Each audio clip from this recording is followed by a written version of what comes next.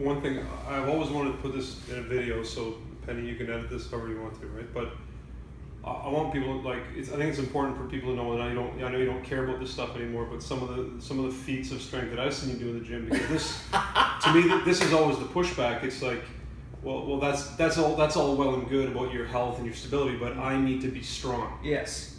You know, I'm a football player, I'm a rugby player, I'm a fill in the blank, and yes, I know it would be good to have good posture, and yes, I know I should probably stretch more, but I just got to get as strong as possible. So, you know, I can think of some things. I've seen you clean and jerk your body weight for reps with a dumbbell, you know, for sets of 5 or 6.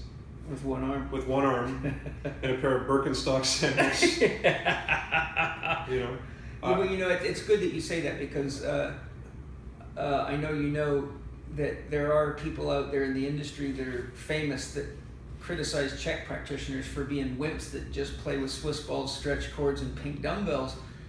But really, you know, the Czech Institute teaches corrective, holistic, and high performance exercise. I mean, I teach people what you got to do to eat well, live well, sleep well, breathe well, think well, and function well. Because without all those things together, it doesn't matter how strong you are. You know, there's a lot of ways that a strong man doesn't make it to elite levels of training, and one of them is his mind, another one is his diet, another one's his lack of ability to regenerate his body, and nothing works better than sleep. There's no pill better than sleep. So it's, you know, I don't try to publicize things, because I'm not a strength athlete, I'm not a strong man, I'm a teacher, but I've felt it's always been important to me to be able to demonstrate evidence that the philosophy that I teach works. And it just so happens you and I spent time in the gym, so you know that I can do more than stability ball exercises. Well, I've seen you, I think one of my favorite workouts, I still remember, I think my legs are still sore. We did there was 245 pounds in the bar. Yeah. 20 lunges, alternating legs, yeah. 20 front squats, 20 back squats. I remember that. 15 seconds rest between sets. You know, and I didn't make it to my third set. Yeah. And I didn't walk right for about 2 weeks after that. I saw you today do alternating single arm chin ups. Oh yeah. All the way to the forehead. Yeah. You know, four on each side. You yeah. know, so. This, I think it's important, and that's not what you preach. It's not about that. It's not about look at me, look what I can do. But I think that's important to see that you said that this training does work, and I've experienced that personally. Yeah. I've seen it with my athletes. Yeah. I think for any of those things, you know, like anything else, there's a point of diminishing returns. Like, yeah. But if I were if I was Danny Way, or if I was, you know, Laird Hamilton or someone like that, a lot of those crazy, goofy-looking things, those are actually sport-specific training exercises for those guys. Yeah. And those weren't things you were prescribing to everybody who might be watching. No. Those were. No. That's an opportunity for people to get a look into some of the training that you were doing. Yeah. Yeah.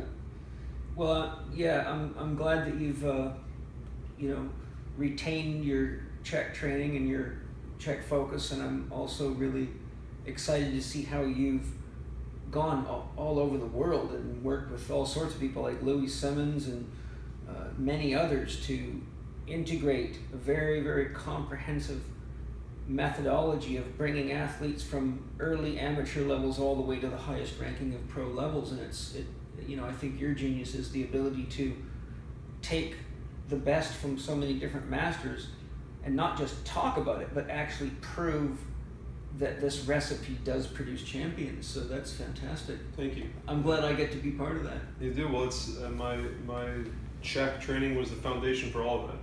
Great. So I think if you're, without health, nothing else really matters. And whether that's on the most basic level of physical health or mental, emotional health. But I think that now that I'm working with athletes at the top of their profession, if these guys can feel good about themselves and feel good physically, getting strong is easy. Getting fast is easy. Yeah. But if you don't have that, then nothing else works. Yeah. You were one of the few strength people in the strength community and elite athlete community that really embraced my teachings on the soil and on the importance of organic farming and food and nutrition. And ultimately, I think you created your own company, Biosteel, to produce higher quality, more effective, really quality products for athletes. So tell us a little bit about Biosteel. Yeah, and what you offer. I wouldn't have done that, and it was actually, I remember having a conversation with you very early on in my career working in the NHL, and talking about how after everything I had learned from you, then realizing, oh my goodness, at 7 o'clock at night or 7:30 at night, these guys are pounding back refined sugar with artificial colors and artificial flavors, high caffeine beverages, all this sort of stuff. And you had enlightened me as to why that's so. I mean, it's so bad anytime, but certainly at 7:30 at night. Yeah. And trying to think about, okay, this is I can't have this. I can't have this happening. I know it's so bad for the guys, but what do? I can't just say, okay, everybody stop drinking it. Yeah. So that was the impetus for me to think about, okay, well, how can I find a healthier alternative?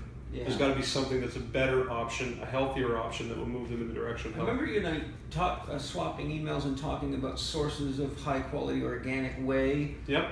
And cold processing and keep in mind, this is 2002, 2003. Right. So Yeah. I mean, there's that was unheard of at the time. Yeah, and so you've done a lot of work to really develop something that can be available to a large number of people. I mean, usually things like this are hard to find. That's the problem. So I think that's. But again, you were the one that sort of planted that seed or opened my mind to the importance of those things. Yeah. But what I saw was, exactly. There was. Now that I know it's valuable, I know it's important, but it's not accessible. It's not, So those things are not in the mainstream. So my goal, was to one day someone could walk into, a grocery store or a convenience store looking for that type of a product and have a healthier alternative, have a healthier option than currently existed, something that's come to the mainstream. What's your website so people can find it? www.biosteel.com or www.mattnichol.com. So there you go. That's my buddy Matt Nichol. I've been enjoying my friendship with him for a long time, and I always get to have the joy of coming to Toronto and going to his gym and seeing. And embarrassing me in the gym in front of all my athletes. A lot of the old guy outlifting all the pro athletes and outlifting the coach. A lot of amazing athletes, and it's fun because these are the kind of athletes that I would like their autograph, but they often come ask me for my autograph because he's made sure they all read my book. So this is true. It's fun, And Matt, it's great for me to share with you because we've both been around long enough to know we've both added something to the culture.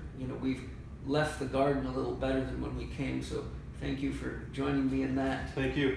And thanks for joining us today, you guys. There's a little fun for you from one of the greatest strength coaches you'll ever meet in your whole life. You just got to meet him, Matt Nichol. See you next time.